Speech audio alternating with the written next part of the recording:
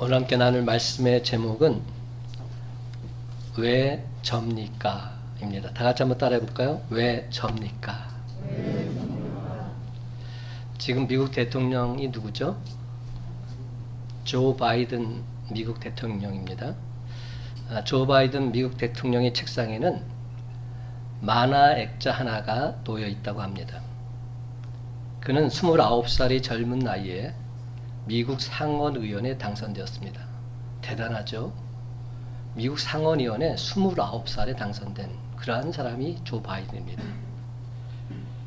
근데 29살에 된 상원의원이 당선되었는데 그의 크리스마스 때 가족이 놀러 갔다가 교통사고를 당합니다.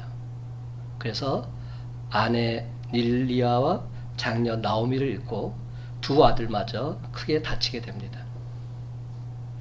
그 순간 그는 하나님을 원망하면서 슬픔에 잠기지 않을 수 없었다고 말합니다. 그때 그의 아버지 조셉 바이든 시니어가 그를 위로하고 격려하며 건넨 것이 바로 그 액자입니다. 액자 속의 만화 제목은 공포의 헤이가르로서 미국의 유명 작가 딕 브라운이 그린 작품이라고 합니다. 거칠지만 가정적인 성격의 바이킹 헤이가르는 어느 날 자신이 탄 배가 폭풍 속에서 벼락에 맞아서 자초가 됩니다. 그러자 하나님을 향해서 원망하면서 하늘을 향해서 이렇게 외칩니다. Why me? Why me? 왜 하필 접니까? 그러자 하나님이 그에게 되묻습니다. Why not? Why not? 왜 너는 안 되지? 조 바이든은 이 만화를 통해서 불행은 누구에게나 닥칠 수 있다는 것을 깨닫게 되었는데 정말 중요한 것은 바로 그때 하나님의 뜻을 발견한 것이라고 했습니다. 그렇습니다. 바로 그 순간 하나님의 뜻을 온전히 발견하게 되면 우리는 다시금 힘차게 일어설 수 있습니다. 왜냐하면 내가 믿는 나의 주 나의 하나님은 1.1핵도 틀림없이 모든 것을 합하여 선을 이루어 주시는 분이시기 때문입니다. 이 사실을 우리는 너무나 잘 알고 있습니다. 하나님께서 합력하여 선을 이루어 주신다 입술로 되뇌면서 감사 찬송 드리기도 합니다. 그런데 우리 인생은 살다 보면 도무지 설명할 수 없는 부분이 참으로 많이 발생합니다. 그래서 때로는 우리도 하나님께 묻습니다. 왜 하필이면 접니까? Why me? 근데 여러분, 우리가 이해하지 못한다고 해서 잘못된 것은 아닙니다. 우리가 하나님을 믿고 주로 고백한다면 하나님 그분이 하시는 일에 대해서 순종하는 것이 정답입니다. 내가 이해하지 못한다고 해서 그것이 잘못된 것이 아니라는 사실, 이것도 분명한 팩트이기 때문입니다. 고린도전서에 보면 사도 바울의 믿음 고백이 참 많이 나오는데요. 그 중에 하나가 나는 심었고 아볼로는 물을 주었다는 이 말입니다. 유진 피터스는 이 부분을 이렇게 설명하고 있습니다. 우리 두 사람은 모두 종에 불과합니다. 여러분을 섬겨 주인이신 하나님께 여러분의 삶을 맡기는 법을 배우게 한 종일 따름입니다. 우리 두 사람은 주님께서 맡기신 종의 임무를 수행했을 뿐입니다. 나는 씨를 심었고 아볼로는 물을 주었습니다. 심는 일과 물을 주는 일은 종들이 약간의 급료를 받고 하는 허드렛 일에 불과합니다. 저에게 참으로 인상적인 구절은 바로 이 부분입니다. 심는 일과 물을 주는 일은 종들이 약간의 급료를 받고 하는 허드렛 일에 불과합니다. 우리가 하는 일 중에서 어떤 일이 더 중요한가는 문제가 아닙니다. 우리가 하는 모든 일은 주인이 시켜서 하는 일입니다. 주인이 하는 일에 비하면 종들의 일은 어쩌면 허드렛 일에 불과할지도 모릅니다. 때로 우리가 하는 일의 목적을 모를 때도 있습니다. 주인이 가진 깊은 뜻을 이해하지 못할 때도 있습니다. 그래서 불평하기도 하고 자신이 하는 일이 가장 귀한 일이라고 착각하기도 합니다. 그런데 종의 마음은 늘 이래야 할 것 같습니다. 내가 하는 일은 약간의 급료를 받고 하는 허드렛 일에 불과합니다. 여러분도 아시다시피 저는 영화를 참 좋아하는데요. 여러분 혹여 국제시장이라는 영화 보셨어요? 국제시장. 대부분이 다 보셨더라고요. 이 영화의 시작은 흥남부두에서 남하로 내려가는 배를 타려고 몰려든 사람들의 사투에서부터 시작이 되고 있습니다. 근데 저는 이 영화에 남다른 특별한 애정을 갖고 있습니다. 왜냐하면 지금은 소천하신 저희 어머니 가족 일행이 바로 이 배를 타고 왔어요. 6.25 때 일사후퇴 때 바로 이 배를 타고 흥남부두에서 부산으로 피난을 오신 겁니다. 부모님들도 이 영화를 같이 봤는데 그때를 회상하면서 얼마나 장하게 말씀을 하시던지요. 지금도 기억이 새록새록 납니다. 그때는 이랬댄다 그러면서 흥남부두에서 부산으로 피난 오신 후에 혈혈단시로 부산까지 홀로 오신 저희 아버지를 만나서 결혼하시고 그래서 제가 부산에서 태어나게 된 겁니다. 여러분 제가 부산 태생이에요. 근데 부산에서 얼마나 산지 아십니까? 6개월 살았어요. 부산 구포에서 태어났는데 살기는 6개월밖에 안 살았으니까 산 것도 아니죠. 근데 여러분 이 국제시장의 이 영화 이야기를 좀 해보자면 그 배를 타려고 정신없이 애를 쓰다가 그만 주인공 덕수가 막내 여동생 막순이의 손을 놓치고 맙니다. 아버지는 잃어버린 딸을 찾기 위해서 다시금 배에서 내리면서 아들 덕수에게 이렇게 부탁합니다. 내가 없는 동안 네가 가장이야. 앞으로 식구들 잘 돌봐야 돼. 그리고 부산에 가면 고모네 가게가 있는데 그 가게 이름이 꽃분이네야. 꽃분이네 꼭 기억해. 아버지가 꼭 그리로 찾아가마 기다리고 있어. 온 생을 아버지 부탁을 따라서 가족을 위해서 희생하며 살았던 아들이자 오빠요, 형이요, 그리고 아버지가 되고 할아버지가 된 이 사람 덕수. 그에게는 그 누구도 이해할 수 없는 고집이 하나 있었습니다. 세상이 변했고 꽃분의 가게도 팔게 되면 좀 편하게 살 수 있는데도 절대로 그 가게를 팔지 않은 겁니다. 아무도 그 노인네의 고집을 이해하지 못하고 있다가 영화가 끝나갈 무렵에 이해하게 됩니다. 그렇습니다. 아무도 알지 못했던 덕수의 마음속에는 아버지와의 약속이 있었기 때문에 그 가게를 놓치지 않았던 겁니다. 이 가게를 잡고 있으면 아버지를 만날 수 있으리라 이 생각을 갖고 그때까지 꾹 참고 견디고 있었던 것이죠. 우리가 종종 영화를 보게 되면 드는 생각이 있어요. 왜 저렇지? 왜 저렇게 전개되지? 도무지 이해가 안 돼. 여러분 이렇게 이해할 수 없는 장면들이 펼쳐질 때 나중에 보면 어떤 생각이 듭니까? 아, 이래서 이랬구나 하는 것을 알게 되죠. 그 영화의 모든 장면은 주도 면밀하게 각본대로 진행이 되는 겁니다. 감독의 의도대로 만들어지고 있다는 사실입니다. 우리 인생의 과정 속에서도 도무지 이해가 안 되는 순간도 있을 수 있습니다. 그러나 우리 삶의 주인은 하나님이십니다.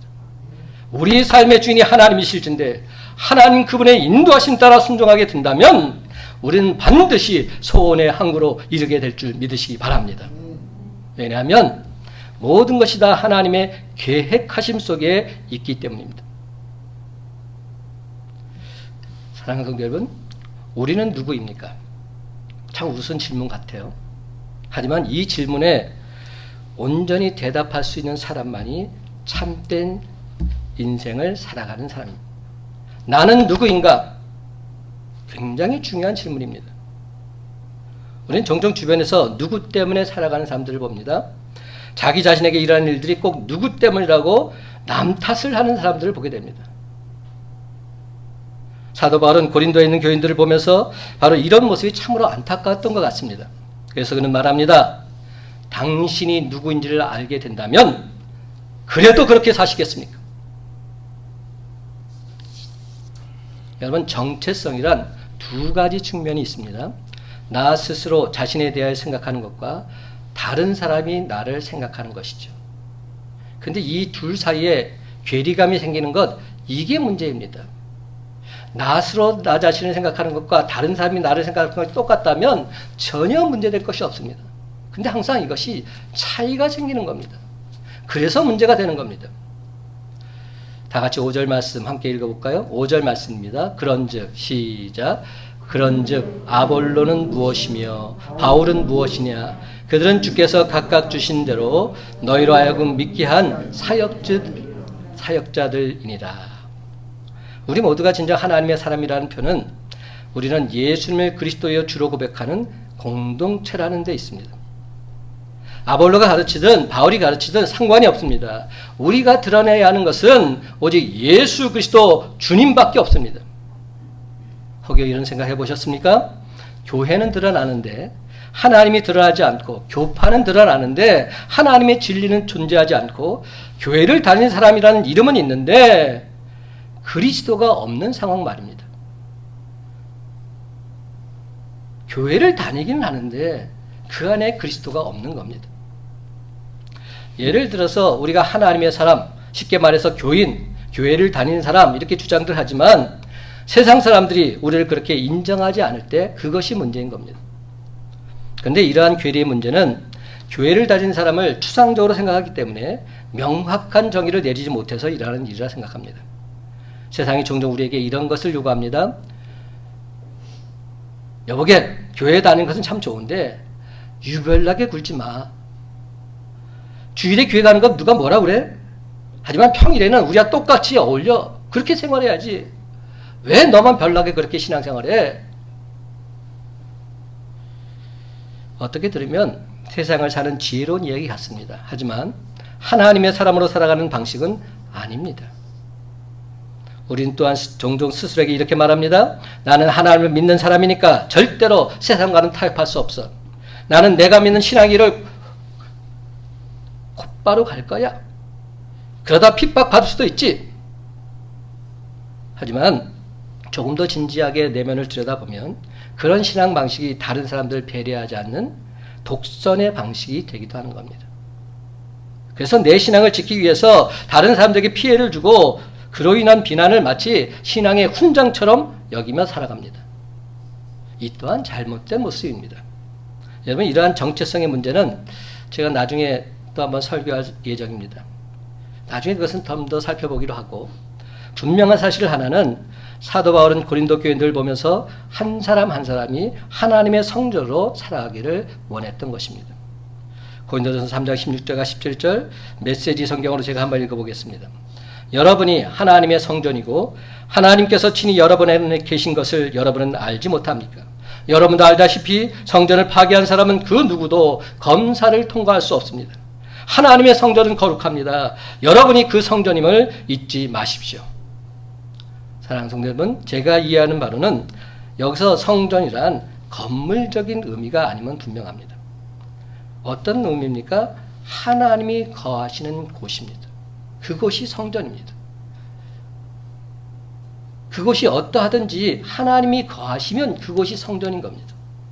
교회가 거룩한 것이 아니라 하나님이 계시는 교회야, 그래야 거룩한 것입니다. 성도가 거룩한 것이 아니라 그 성도 안에 주님이 거하셔야 성도인 것입니다. 그러므로 우리가 아무리 하나님을 믿는다 주장해도 소용이 없습니다.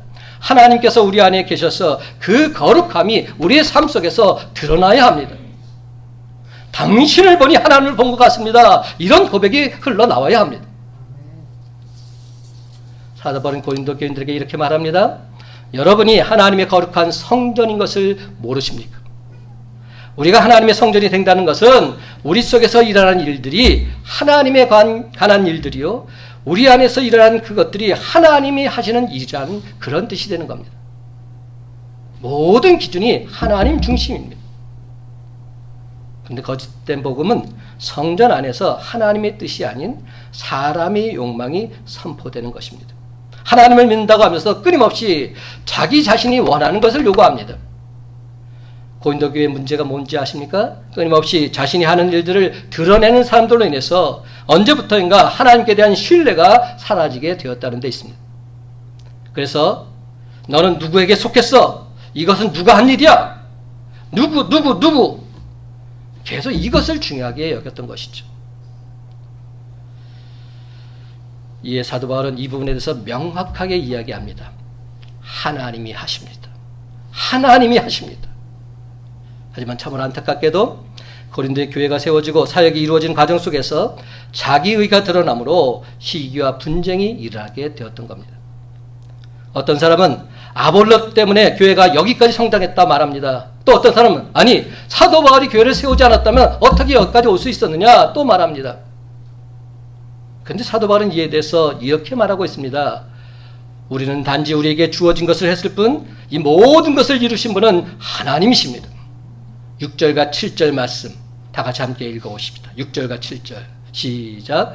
나는 심었고 아볼로는 물을 주었으되 오직 하나님께서 자라나게 하셨나니 그런즉 심는 이나 물 주는 이는 아무것도 아니로되 오직 자라게 하시는 이는 하나님뿐이니라. 아멘. 하나님이 하셨습니다. 사랑하는 성도 여러분, 바로 이 부분이야말로 저와 여러분의 신앙과 사역을 다시 보게 하지 않으십니까?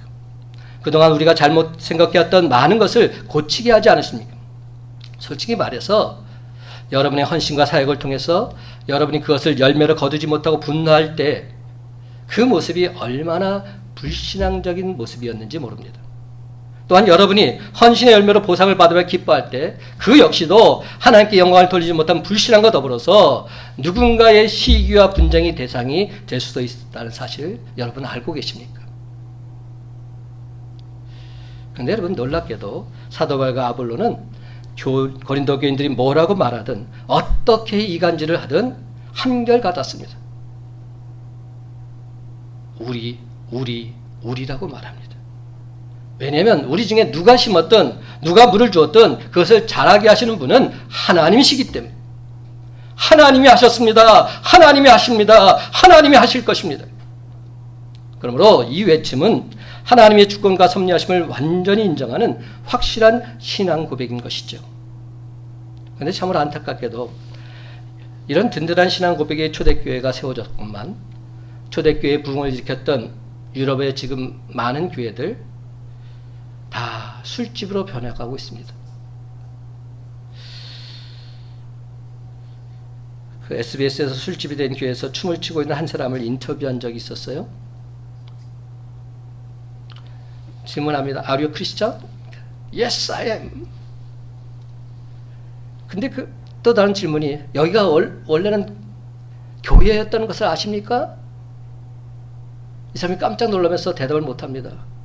여기가 교회였는데 여기서 지금 술 마시고 춤춰도 됩니까? 근데 그는 자신이 크리스찬이라고 말하면서도 나는 아무런 죄책감이 없다고 말합니다. 왜냐하면 지금 이곳은 교회가 아니라 술집이기 때문에. 저는 그 장면을 보면서 틀리지 않다고 생각했습니다.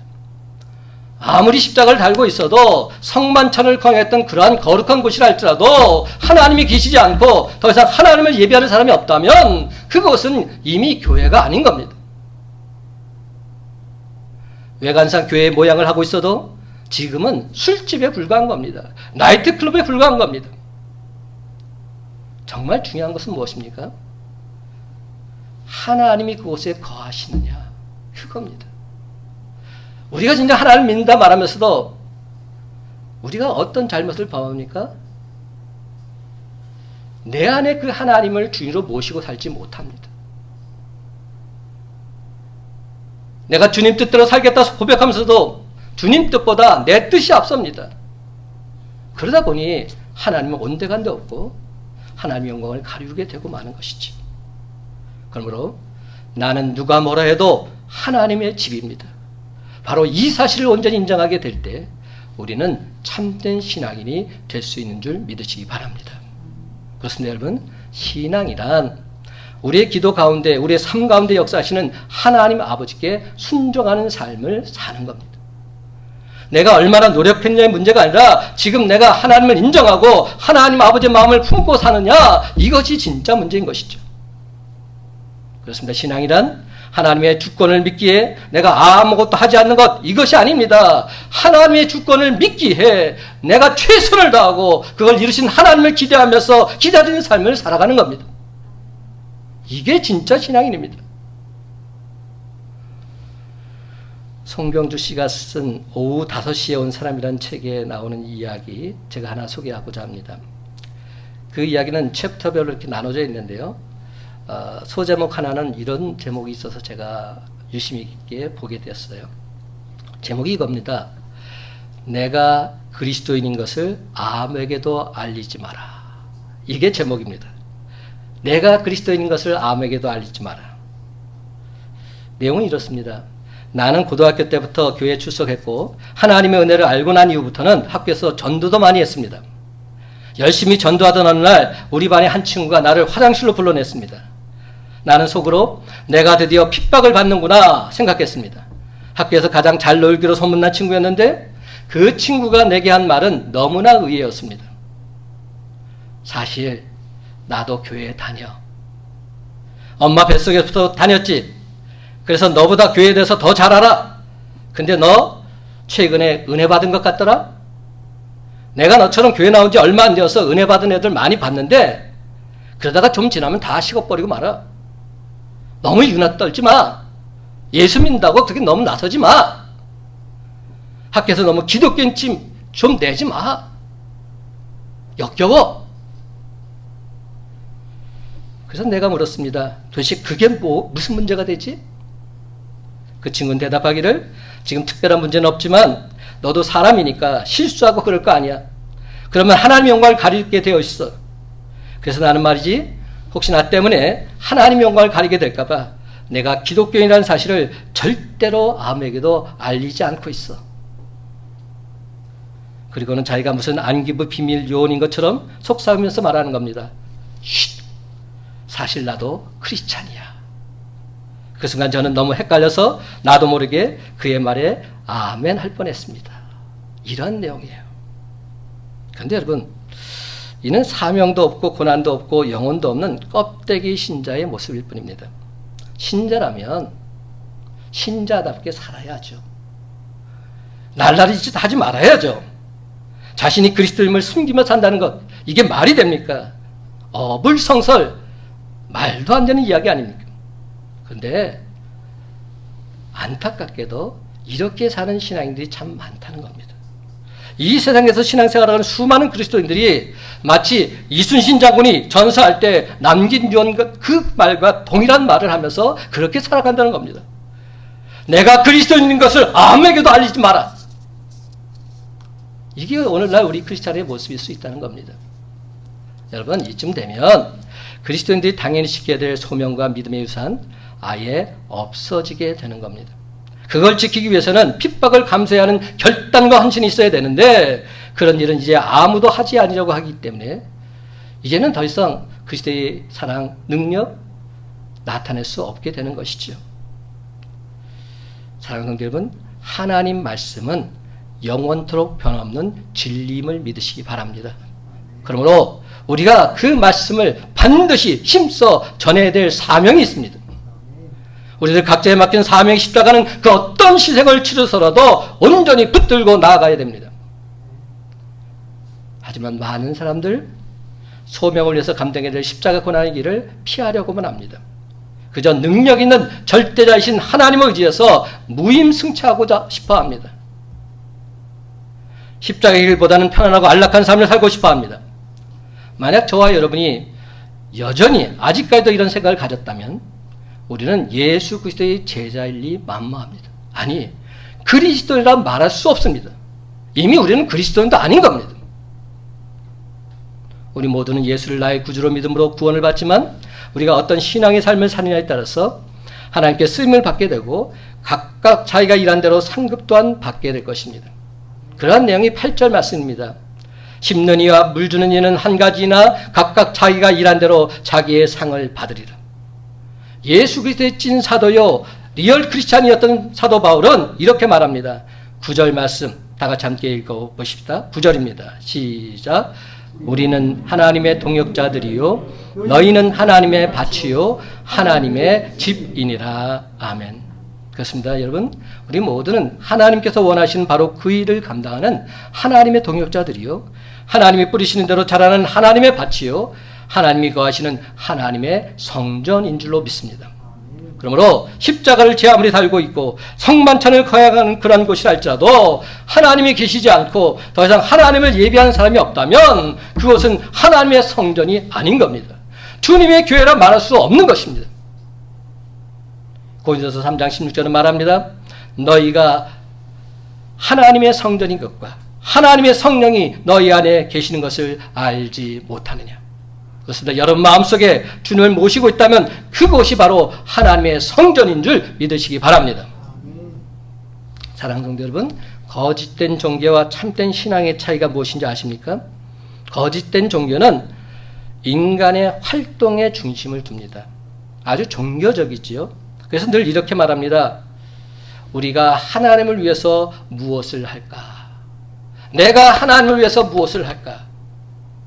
근데 그와 함께 내가 한 일에 대한 하나님의 보상을 바랍니다.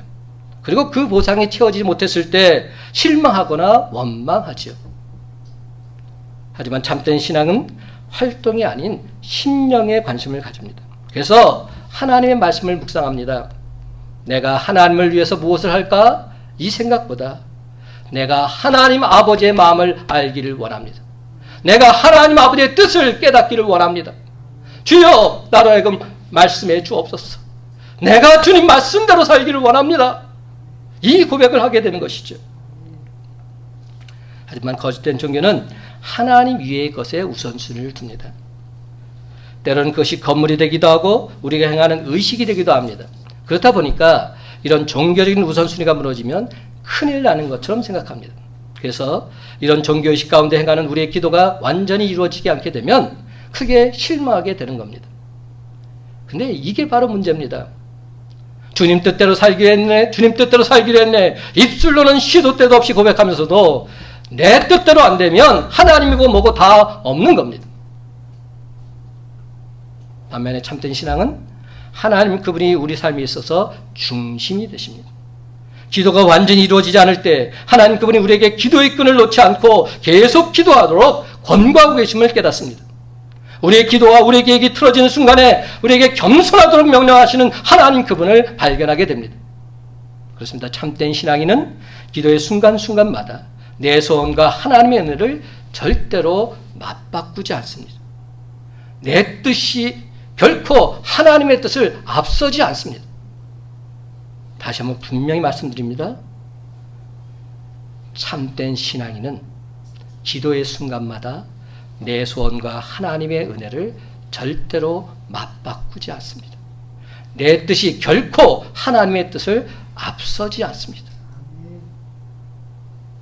그렇습니다, 여러분. 참된 신앙인은 하나님의 주권과 하나님의 섭리하심을 온전히 믿기에 내가 아무것도 하지 않는 그것이 아니라 하나님의 주권과 섭리하심을 믿기에 내가 더욱더 끝까지 최선을 다하고 그 일을 이루시는 하나님 그분을 소망하면서 잠잠히 기다릴 줄 아는 사람입니다. 이게 진짜 신앙인입니다. 그러므로 참된 신앙인은 오직 믿음으로 구원받았을 뿐만 아니라 이 세상에서 하나님께 영광과 찬송을 돌리다가 저 천국에서 영생복락을 누리면서 우리 주님께 잘했다 칭찬받게 될 줄로 믿습니다. 사랑하는 성도 여러분, 이제부터는 나 같은 죄인을 죄와 사망에서 구원하신 하나님의 은혜에 감사 감격하면서 주님 안에서 항상 기뻐하며 쉬지 말고 기도하고 범사에 하나님께 감사드리며 사시기 바랍니다. 오늘 결론의 말씀 9절 말씀 제가 다시 한번 읽습니다. 우리는 하나님의 동역자들이요 너희는 하나님의 밭이요 하나님의 집이니라. 여기서 너희는 하나님의 밭이요 하나님의 집이라는 이 말 도대체 무슨 뜻일까요? 한마디로 하나님이 우리 삶의 주인이시다 이 말 아닐까요? 하나님이 내 삶의 주인이십니다. 제가 오늘 말씀을 Why me라는 의문문으로 시작했으니까 Why me라는 감탄문으로 끝맺기를 원합니다. Why me라는 단어는 동일한데 끝마치는 부호가 180도 다릅니다. 하나는 물음표, 하나는 느낌표. 전에도 제가 한번 말씀드렸는데 김충근 박사가 쓴 Why me라는 책이 있습니다. 그는 1967년 미국에 유학을 와서 박사학위를 받고 페퍼다이라는 대학에서 교수로 재직하면서 최우수 교수상을 받을 정도로 성공적인 인생을 살았습니다. 근데 그의 나이 37살 되던 해에 간경화와 간염으로 사망 선고를 받게 됩니다. 깊은 절망에 빠진 그는 하나님께 하소연을 합니다. 하나님, 이럴 수가 있습니까? Why me? 하필이면 왜 접니까? 그는 자기가 할 수 있는 모든 방법을 동원해서 간출에 정성을 다했습니다. 하지만 아무런 효과가 없었습니다. 그래서 그는 마지막으로 빅베어 마운틴 기도로 올라가서 퉁퉁 부어버린 배를 부여잡고 기도하기 시작합니다. 그런데 간절히 기도하던 중에 그는 자기를 찾아오신 주님을 만나게 되지요. 세상을 바라보던 시선이 오직 주님만 향하게 되자 주님께서 자신을 얼마나 사랑하시는지 비로소 깨닫게 된 겁니다. 기도 중에 그의 질병이 깨끗이 치유받았을 뿐만 아니라 하나님께서 자신을 향한 크나큰 비전을 가지고 계시다는 사실 또한 분명히 발견하게 된 것입니다. 그러자 이제 그의 기도 내용이 180도 바뀌게 됩니다. 물음표에서 느낌표로. Why me? 하나님, 왜 저 같은 것을 그토록 사랑하십니까? Why me? 하나님, 왜 하필 저 같은 것을 찾아오셨습니까? 그렇습니다. 주님께서 찾아오시는 은혜를 잊게 되면 저와 여러분도 하나님께 이렇게 감사드리지 않을 수 없습니다. Why me? 왜 저같이 부족하고 연약하고 무능한 자를 살아가십니까? Why me? 왜 하필이면 저 같은 것을 주님께서 택해 주셨습니까? 시편 8편 4절은 이렇게 노래합니다. 사람이 무엇이기에 주께서 그를 생각하시며 인자가 무엇이기에 주께서 그를 돌보시나이까? 하나님, 내가 도대체 무엇이기에 주님께서 나를 이렇게까지 생각해 주십니까? 내가 도대체 무엇이기에 주님께서 나를 이렇게까지 돌봐주십니까? 그렇습니다. 찾아오시는 주님의 은혜를 입은 사람들, 다윗처럼 이렇게 감사의 노래를 부르지 않을 수 없는 겁니다. 그렇습니다. 신앙인이라면 Why me? 왜 접니까? 원망과 불평의 입술이 변해서 Why me? 왜 저 같은 것을 하나님께 감사의 고백을 드리게 되어 있습니다. 아니, 진짜 신앙이라면 그 어떤 경우에도 Why me? 왜 저 같은 것을 사랑하셨어요? 구원해 주시고 저 같은 것을 살아가셔서 여기까지 인도해 주셨습니까? 범사에 감사드리는 삶을 살지 않을 수 없는 겁니다. 왜냐하면 그것이 당신의 자녀들에게 원하시는 하나님의 뜻이시기 때문에. 항상 기뻐하라, 쉬지 말고 기도하라, 범사에 감사하라. 이는 그리스도 예수 안에서 너희를 향하신 하나님의 뜻이니라. 이제 말씀을 맺습니다. 사랑하는 성도 여러분, 하나님 뜻대로 사는 삶, 이보다 더 행복한 삶이 어디 있겠습니까? 하나님 뜻대로 살게 되면, 하나님 내 인생의 주인이 되시면 내 삶은 늘 언제나 감사 찬송이 넘쳐나게 되어 있습니다. Why me? Why me? Why me? 날마다 감사의 고백을 하지 않을 수 없는 겁니다. 이제 말씀을 맺습니다. 사랑하는 성도 여러분, 매일매일 순간마다 말씀 묵상과 기도를 통해서 하나님의 뜻을 온전히 발견함으로 무슨 일을 만나든지 범사에 하나님께 감사 또 감사드리며 사시기 바랍니다. 그렇습니다. 여러분, 이제부터는 우리 주님의 동역자답게 말씀과 기도로 더욱 거룩해져서 하나님의 밭이요 하나님의 짐으로 든든히 세워져가는 저와 여러분의 복된 삶이 다 되시기를 예수님의 이름으로 간절히 축원합니다.